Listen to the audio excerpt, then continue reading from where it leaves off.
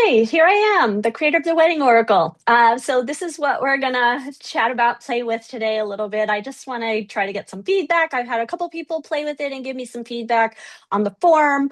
Happy you don't have to worry about, Podge and Jen, you don't have to worry about filling out the form. We'll just talk through it today and get your I can feedback. fill And out if you the form. have, oh, awesome. Okay, good. I hadn't seen Just that yet, just but this. I that's just good. did it this morning. Okay, cool. Yeah, I haven't updated or looked at it today. But that's great. That's awesome. And yeah, I just want to like start getting it out to show people. And so yeah, that's what we're here to do today. I'm the accidental wedding planner because as Jen was remembering from the story, I officiated some friends' weddings and I thought, why don't I build an AI? So that's where we're at. This could be a new business. Right now, it's fun, but I'm also hoping to figure out some ways to monetize it, of course. And yeah, we'll talk all about that stuff. Thanks for being here. So quick origin story. You know a little bit about the story, but I also want to share a little bit of the longer, it's a longer story. So last year, 2024 was a tougher year for me business wise. My book came out in October, but I also had zero ghostwriting clients, book ghostwriting clients. So it was a tough year revenue wise. And in November of last year, I had a really good prospecting call with a ghostwriting client. And that person, we hit it off very, very well, and but she came back to me and she said, the price is too high. So I'm going to work with another ghostwriter and I'll come back to you for editing. And I was like heartbroken. I was like, no, this is not what I want to do. I don't want to edit someone else's work. I don't want you working with another ghostwriter. So I was telling Ravit about this challenge, and she said, well, what if you could drop your price? What if we could figure out a system using AI that would save you time so that you could feel comfortable dropping the price? And that's in fact what I did. Cut the price in half. I went back to the prospect and said, I want to do an experiment with you. And she was game to let me work and play with AI on her book. And so that's what we did. And this year I've had actually four ghostwriting clients. So I went from zero to four. And I think a lot of that was using AI. In fact, another client that I'm working with right now, they said, we picked you because you said you would use AI and they want to Really? they're writing a book. Yeah. They're I did writing not a know book that. about, yeah, they are writing a book about AI in the workforce, in the workplace. And so, they're happy to use AI. They're part of their story is, how to blend the human side with the AI side. So all of that just has really come together and gelled really nicely for me. Maybe Um, I'll add, if I can, to yeah, Jen's yeah, comment. please. Yeah. While Emily dropped her price in half, tell me if this is true, but I think that time investment dropped in more than half. Yes, yes, that is true. Yes, I could write many more books now using this system. I'm in fact it turned out this year that I worked on two books starting in February, and I'm working on two books now. Both those projects came exactly like the start dates were pretty much the same for all four of them. So I don't usually work on two at the same time, but this has enabled me to be able to do that and feel pretty good about the process. As much as I'm like in my head, oh, I don't know if this is working out. I don't know, does it sound like AI, when I'm sharing it with clients? But these clients have been like, this is amazing, this is so good, every time I send them something. So I feel like the clients are happy, and that's the most important thing. And then where I bring more of my secret sauce now to the ghostwriting is really when we get to the editing side of things, because I don't think AI is particularly good at editing the work that we've created. And that's where we really need to make sure, this story, is this accurate? Does it sound like you? Let's make it sound more like you.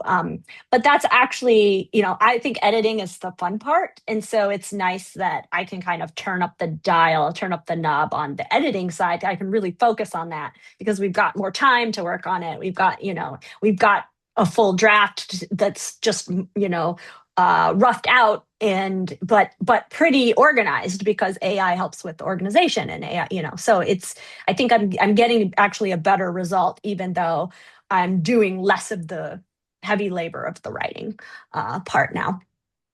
Yeah, I'll probably do some kind of reflection on ghostwriting now versus in the past, because it shifted a lot. And so in working with the ghostwriting clients, one of the one of the processes that Ravit and I came up with was this idea of coming up with a tone file for people.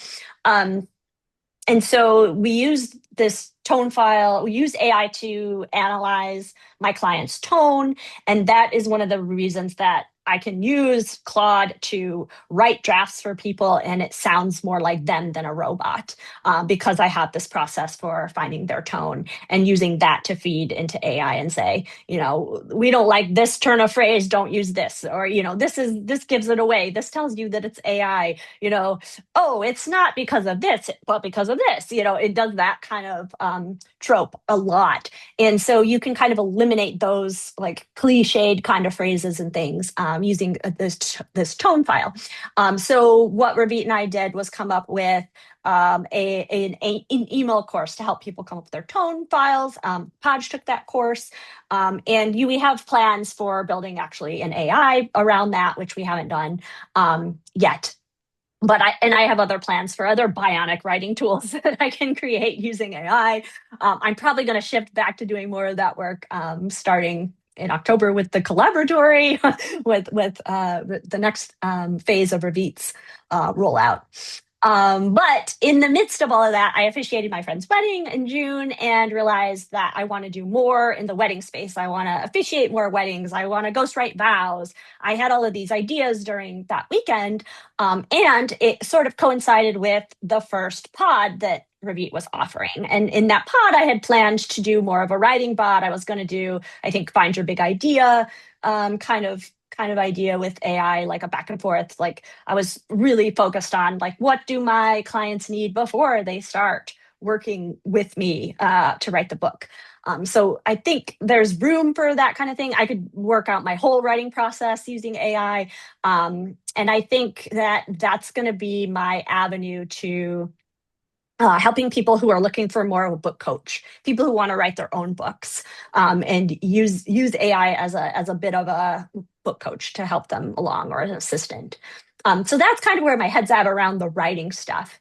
But because I was like, jazzed about the wedding stuff, I decided to build some wedding bots using Ravit's system with the studio, that which you both know about. And so, yeah, I built like 3 or 4 wedding bots. I wasn't really happy with the first couple of them. Then we got closer and closer, and now we're at the wedding oracle, and that's what I found out. So the big takeaway from I think this origin story that I think has like broad appeal besides, oh, where'd this idea come from, is how much when you're building with AI, it just spurs, at least in me, it spurs like a million different ideas. I just really start seeing AI everywhere in my business, and in everything I try to do. It's like, oh, I could build this thing to do this, and so one of the challenges I think is like, where do you start and what are you building, right? But I was really very focused on this wedding planning thing. And yeah, so the wedding oracle was the idea, and it came around because some of the earlier bots would give you maybe more specifics of a plan than what the wedding oracle does. But what I really wanted was for people to be able to tap into their own inner wisdom and really just think about what they want and focus on what they want. And once you start getting to like pick a venue, it's harder for people to stay grounded in what they really want. Now they're like thinking about external things like, how much does it cost and where is it, and will my family like it, and yada yada yada. And there's got to be a time and place for thinking about that. But I really want for the starting point to be staying grounded in your vision for the day, or figuring out what that vision is by having the bot sort of help pull it out of you. So that's the Can story. I add something? Is Yeah, that okay please. to intervene? I Yes, really, please. really like the starting point because it's very aligned with how I think, right? Because I have this thing that I'm saying, think first, prompt later. But of Right. course, it applies not only for prompting, it applies for anything in life. Right. And so Yeah. I feel it's the same, it's the exact same approach, but applied to wedding planning. And Mhm. also I will say that something I really love about all the versions that we've created together is that Mhm. it's each one of them was a different way to do brainstorming. And in this case, it Yeah. was applied to weddings, but it just Yeah. something I'm really excited about. This is a methodology for brainstorming about anything. Mhm. I apply to weddings, but I'm really excited Mhm. about it, both in general and also specifically in the context of AI, because people, when they think about brainstorming with chatbots, usually Mhm. I think what they envision is something like the chat will give me a list of ideas, Mhm. which is the Mhm. opposite of being grounded in your own thinking. Yeah. And so I just absolutely love this idea. Yeah, thank you. Yeah, I agree with you. And I think that's what you see with the tone file too. It's like think about your own writing before you sit down and use AI to help you with your writing. Or and I think that when you start from that place of, the original idea, the core idea is going to be generated from me, it puts you in a really different mindset than when you're like, oh, I don't know how to do this, but the bot will help me. Exactly. You talk about this, like transferring your power or transferring your agency to the AI, right? And why you shouldn't do that and why that's a bad idea. And I think that that's kind of the running theme that I see with people whenever I talk about using AI, because I do think when you stay grounded in what you know, in your own wisdom and what you want this thing to look like, then AI can really be expansive for you. It can help you think harder and further and go further. Um, but if you start with, let's see how far the bot can take me, you're not going to get far. It's going to be generic, or it's going to feel like whatever the internet says, right? It's just a synthesis of everything that's out there. And so you have to put your own flavor on it. It's the same, I've been talking about this with writing clients forever. It's what's your point of view? What's your unique take on this thing? That's the thing that people care about and want to hear about. And so that's what you have to stay kind of anchored to. Yeah. Okay, so now we're gonna play the wedding game. I'm gonna we're gonna play we're gonna do a little matchmaking, and two of us will be together and two of us will be together in breakout rooms. And we'll play with the wedding oracle. And yeah, I think even if you played with it already, I think it'll still be fun to play with another person. And yeah, we're gonna find your vision for your big day. Wait, can I add something, especially for the Yeah. recording? Yes. I want to add maybe kind of how I see this tool and why I think it's so cool. Yeah. So the Emily's concept is, can I help people who want a small wedding? Maybe Yeah. under 20 people, maybe even under 10. And also they don't want to hassle. They just want to get it done. And so the original concept was, can I help someone make Hmm. an entire wedding plan in 1 hour? The 1 hour That's wedding right. plan.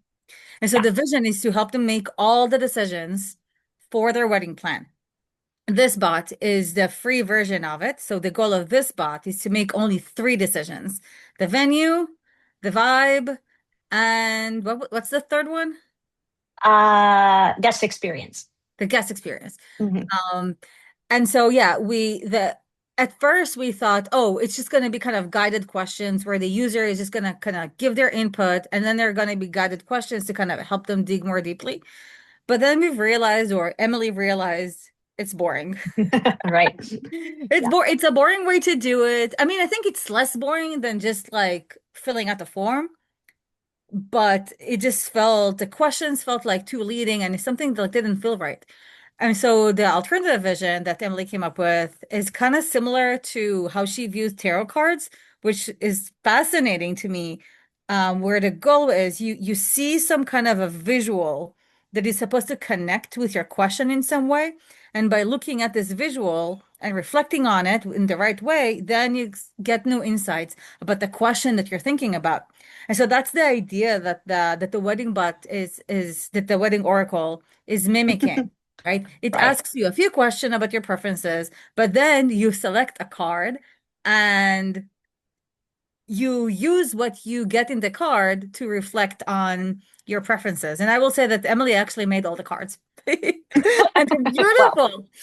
Uh, AI made the cards, but yeah, well, Emily made them I with made them with AI. AI. Yeah, That's right. That's right. yeah, Yeah, yeah, and yeah. that was kind of the thing that took me probably the longest, honestly, was finding the cards and getting them the way that I wanted Yeah. them. So, And I yeah. wonder, Emily, since we are recording this and other people may see the recording later, I wonder if it might be useful to just do a quick run through of how it works with the bots so people could Mhm. see, if you Yeah. think that could be useful. Yes, I can do that. So here's the wedding oracle. It lives on Rabit's website, the Treasure Chest, her AI Treasure Chest. So there's other bots here in case you're curious. So this is the System Prompt Studio. That's what I used to build the wedding oracle and all the bots I've built so far. There's Imager, which is a great chat bot for coming up with images. And then her murder mystery game, which is another game you can play. And then, of course, the wedding oracle. And then she's developing these courses as well. I guess a 10-day challenge you have there. So I'll show you how the wedding bot works here, or the wedding oracle, I should say. So comes here and it says, are you ready to plan your wedding? And so you just have to say yes, and you can get started right Oh, away. yes. Oh, is this what we're going to be doing in groups? Mhm. Yes. Yep. Okay. Also, I Just will for the say that recording. there's the Tricia. mic option you see. Even if you click it, you can just record yourself speaking and it will transcribe it so you don't have to That's type. right. You can talk to it. Yeah, that's right. So first you need some names. Yeah, it wants to know your name. My name is Mimi. Mimi. Do you want to marry me, Emily? I've always wanted I'm going to marry Mimi myself. you.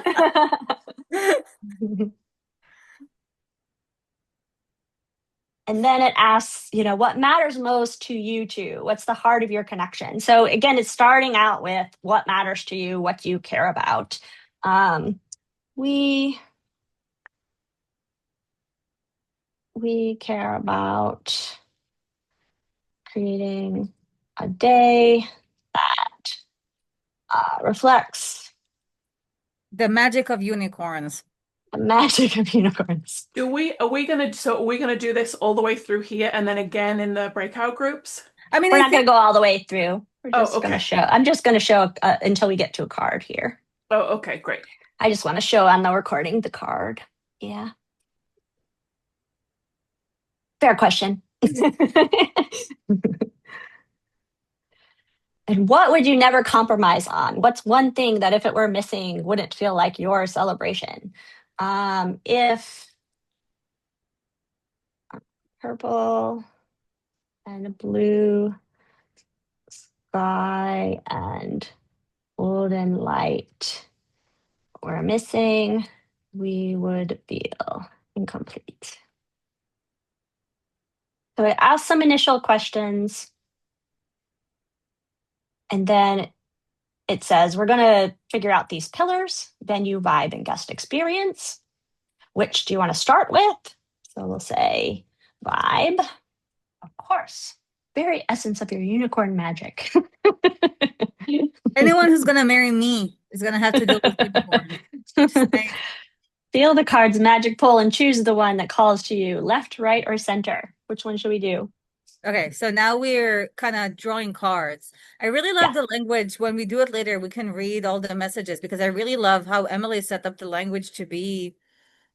When I read it, I feel like I'm stepping into a tarot reading, which I've never done. So I'm imagining, I guess, what it would be like. But now we need to choose a card. Let's do left. Yes. Yeah, one of the comments someone said was it'd be nice if the cards would fan out and you could pick one. Hmm. Would be interesting. I don't know if Okay. that's possible. We could do something like that. Or at least a Okay. visual of like instead of it saying here are cards, we can add a visual, like a spread of cards. We Yeah. can do that.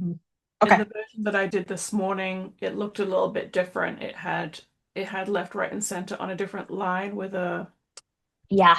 kind of like, icon in between. That's what it's supposed to do. Yeah, and I thought that definitely helped create a little bit of a visual. Okay. Okay. I'll keep that in mind. Yeah, it does it differently depending on, so I can give it that specific instruction. The oracle's fingers hover over the left guard, which shimmers as it turns over. Oh, it's so Sure. funny because I was gonna say fairies is the thing that I must have at the wedding. Yes, Do that you makes see? sense. I already have this reflection. I also must have fairies. Hmm. Yeah. And then with each card, it leads you through a series of reflection questions. So what's appearing to you, what jumping out, and then, from there it'll help you kind of come up with some more concrete ideas and things. Yeah. And then it ends So with yeah. suggestions, right? Yes. Hmm.